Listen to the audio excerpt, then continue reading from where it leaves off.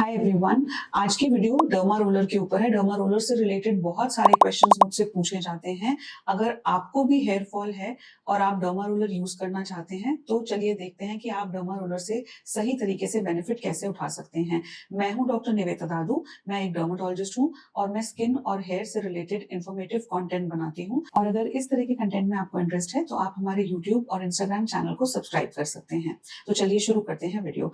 आज की वीडियो में मैं आपको बताने वाली हूँ डर्मा रोलर क्या होता है, क्या है सही तरीका डर्मा रोलर को यूज करने का, किन बातों का आपको ध्यान रखना है, किस तरह के हेयर फॉल और हेयर थिनिंग में डर्मा रोलर हेल्प करेगा और किन लोगों के लिए डर्मा रोलर बिल्कुल भी सही नहीं है। तो चलिए शुरू करते हैं वीडियो। सबसे पहले देखते हैं कि डर्मा रोलर क्या होता है। तो डर्मा रोलर इस तरह का एक हैंडहेल्ड डिवाइस है जिसमें एक सिलिंड्रिकल ड्रम लगा होता है और इसमें इस तरह की नीडल्स होती हैं। ये बहुत बारीक नीडल्स होती हैं और इसको जब आप इस डिवाइस को अपने स्कैल्प पे रोल करेंगे तो ये माइक्रो चैनल्स बनाएगा और ये चैनल्स की मदद से फिर आपके स्कैल्प में ब्लड सप्लाई बढ़ती है और जिसकी वजह से जब आप सिरम्स अपने स्कैल्प में लगाएंगे तो वो और अच्छे से स्कैल्प में पेनिट्रेट करेंगे और उससे आपको सिरम्स का अच्छा एडवांटेज मिलेगा और हेयर ग्रोथ और बढ़ेगी। तो ये तो मैंने आपको एक बेसिक चीज बताई जिससे आपको डर्मा रोलर का बेनिफिट मिलेगा। अब इसको यूज करने का बेस्ट तरीका क्या है वो सब हम देखेंगे। मल्टीपल स्टडीज ये प्रूव कर चुकी हैं कि डर्मा रोलर को यूज करके सिरम लगाएं वर्सेस अकेले सिरम लगाने में डर्मा रोलर के साथ सिरम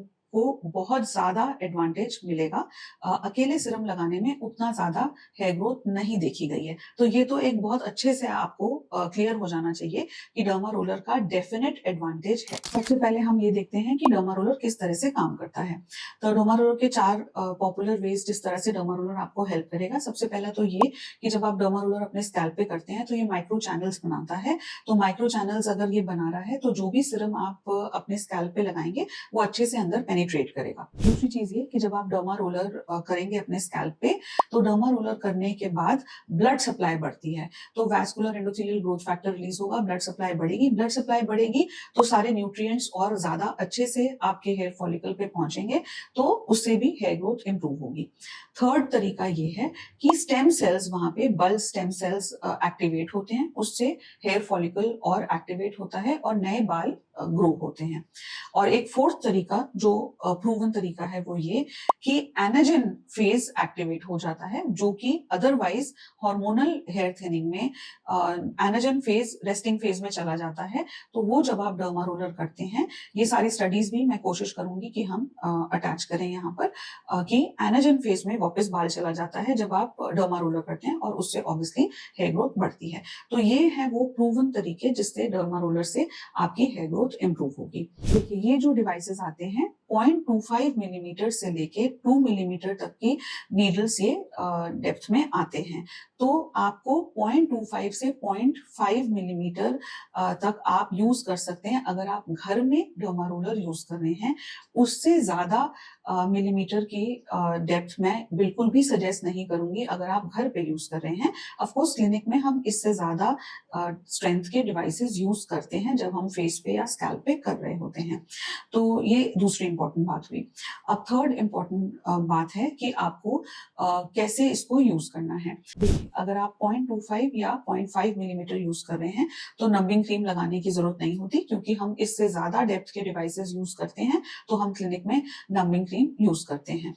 अगली बात ये है कि जब आप इसको यूज करेंगे तो बेस्ट तरीका इसमें ये रहता है कि आपको डिवाइस को रोल करना है एक्स एक्सिस पर, वाई एक्सिस पर और जेड एक्सिस पर 5 to 8 टाइम्स। तो ये आप रोल करेंगे अपने स्कैल्प पर, जो आप वीडियो में देख सकते हैं कि किस तरह से आपको इसको रोल करना है। ये आप स्कैल्प पे रोल करेंगे इस डिवाइस को। फीमेल्स में आपको रोल नहीं करना, आपको यूनिडायरेक्शनल रखना है इस डिवाइस को क्योंकि आपके बाल इसमें फिर फंस सकते हैं, उलझ सकते हैं, तो वो ब्रेक होने के चांसेस हैं। अब बात करते हैं कि आपको हफ्ते में कितनी बार डर्मा रोलर करना है। तो मैं सजेस्ट करती हूँ कि थ्राइस अ वीक आप डर्मा रोलर करें। नेक्स्ट है कि डर्मा रोलर करने के बाद कितने टाइम के बाद आपको सिरम लगाना है। तो मैं सजेस्ट करती हूँ कि डर्मा रोलर करने के बाद एटलीस्ट 12 आवर्स के बाद आप मिनॉक्सिडिल लगाएं। अगर आप नॉन मिनॉक्सिडिल हेयर सिरम लगा रहे हैं यानी कि रिडेंसिल, प्रोकैपिल, केराविस, एनागेन, तो आप इमिडिएटली भी लगा सकते हैं क्योंकि इन सिरम से उतनी इरिटेशन नहीं होती। अब हम बात करेंगे कि आपको डर्मा रोलर कितनी फ्रीक्वेंटली चेंज करना चाहिए। क्योंकि आप thrice a week derma roller use कर रहे हैं तो नीडल्स ब्लंट काफी जल्दी होंगी, तो आपको महीने में एक बार डर्मा रोलर चेंज कर लेना चाहिए। एक डर्मा रोलर को थ्राइस अ वीक यूज कर रहे हैं तो 1 से 1.5 महीने बाद आप डर्मा रोलर चेंज कर लें। डर्मा रोलर को क्लीन कैसे करना है? डर्मा रोलर को आप बीटाडीन में क्लीन करेंगे।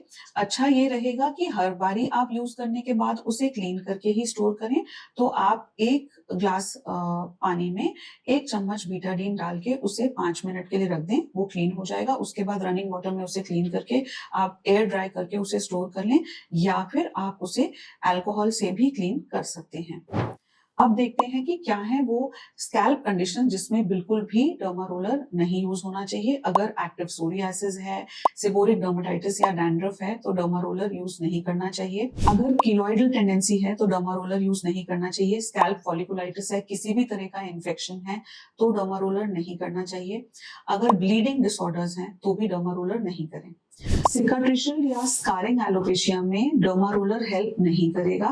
प्रेगनेंसी में डर्मा रोलर में कुछ स्टडीज नहीं की गई हैं। एलोपेशिया एरियाटा में कितना हेल्प करेगा ये हम नहीं कह सकते हैं, क्योंकि एलोपेशिया एरियाटा एक ऑटोइम्यून डिजीज है। इन चीजों में डर्मा रोलर डेफिनेटली बहुत अच्छा हेल्प करेगा। वो है male pattern baldness, female pattern hair loss यानी hormonal hair thinning. Telogen effluvium में यानी वो हेयर फॉल जिसमें अचानक से बहुत सारे बाल गुच्छों में झड़ने लग जाते हैं, जैसे कि डिलीवरी के बाद, या फिर कोविड, डेंगू, टाइफॉइड के बाद, या फिर क्रैश डाइटिंग के बाद, तो उसमें डर्मा रोलर तब नहीं करना है जब आपके बाल हेयर फॉल की स्टेज में हैं। जब बाल झड़ना बंद कर चुके हैं और हेयर रीग्रोथ की स्टेज में है तब आप डर्मा रोलर यूज कर सकते हैं। ऐसा इसलिए कि जब वो शेडिंग फेज में है तो डर्मा रोलर के ट्रॉमा से हेयर फॉल और इंक्रीज कर सकता है। अब कुछ और बातें जिनका आपको ध्यान रखना है। डर्मा रोलर बहुत माइल्ड प्रेशर आपको देना है। अगर आप 0.25 या 0.5 मिलीमीटर का डर्मा रोलर यूज कर रहे हैं तो आपको ये पता होना चाहिए कि हो सकता है कि एंड पॉइंट ब्लीडिंग पॉइंट नहीं होगा। देखिए, जब हम क्लिनिक में 1 मिलीमीटर 1.5 मिलीमीटर के डर्मा रोलर यूज करते हैं तो बहुत आसानी से रेडनेस आ जाती है, लेकिन जब हम 0.25 या 0.5 मिलीमीटर का डर्मा रोलर यूज कर रहे हैं तो उतनी ज्यादा ब्लीडिंग पॉइंट्स नहीं आएंगे। तो आपको उसे रगड़ना नहीं है, घिसना नहीं है। ये ना सोचें कि ब्लड वेसल्स नजर आएंगी, रेडनेस होगी तभी इसका मतलब डर्मा रोलर इफेक्टिव है। ऐसा नहीं होने वाला है। तो ब्लीडिंग पॉइंट्स या रेडनेस आने तक की वेट नहीं करनी, हल्के हाथों से डर्मा रोलर यूज करना है। माइल्ड एरिथेमा आ जाए तो भी चलेगा। अगर एरिथेमा नहीं भी आ रहा तभी भी डर्मा रोलर इफेक्टिव है। और तब आप, जैसे मैंने बताया, मिनॉक्सिडिल लगा रहे हैं तो 12 आवर्स के बाद, और नॉन मिनॉक्सिडिल हेयर सीरम है तो इमीडिएटली भी लगा सकते हैं। हल्की स्कैल्प सेंसिटिविटी होना नॉर्मल है, लेकिन अगर बहुत ज्यादा स्वेलिंग, इरिटेशन, बर्निंग सेंसेशन हो रही है, इन्फेक्शन हो रहा है, तो इसका मतलब आपने कहीं कुछ गलत किया है। तो ऐसे में जरूरी है कि आप एक एक्सपीरियंस्ड और क्वालिफाइड डर्मेटोलॉजिस्ट को कंसल्ट करें, क्योंकि हेयर ग्रोथ होने में 3 महीने लगते हैं। तो 3 से 6 महीने आपको वेट करना पड़ेगा कि आपको कोई एक अच्छा एक्सपेक्टेड रिजल्ट दिखे। जब तक आपको रिजल्ट चाहिए तब तक आप डर्मा रोलर यूज करते रह सकते हैं। जैसे कि मैंने अपनी पिछली वीडियोस में बताया है कि मिनॉक्सिडिल का रिजल्ट ज्यादा अच्छा रहेगा, तो उसी तरह से जब आप डर्मा रोलर के साथ मिनॉक्सिडिल कर रहे हैं तो रिजल्ट सुपीरियर हैं। डर्मा रोलर के साथ मिनॉक्सिडिल विद फिनेस्ट्राइड कर रहे हैं तो रिजल्ट्स और सुपीरियर हैं। डर्मा रोलर मिनॉक्सिडिल फिनेस्ट्राइड घर पे कर रहे हैं और इन क्लिनिक ट्रीटमेंट्स करवा रहे हैं तो रिजल्ट्स और ज्यादा सुपीरियर हैं।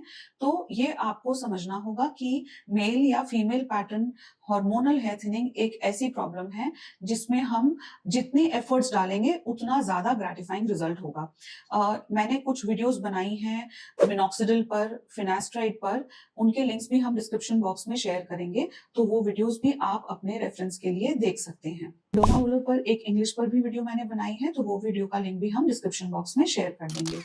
I hope the video was informative. Skin और हेयर के ऐसे और इन्फॉर्मेटिव कंटेंट के लिए आप हमें यूट्यूब और इंस्टाग्राम पर भी फॉलो कर सकते हैं। हमारा यूट्यूब और इंस्टाग्राम हैंडल है दादू मेडिकल सेंटर और DMC trichology. Thanks for watching.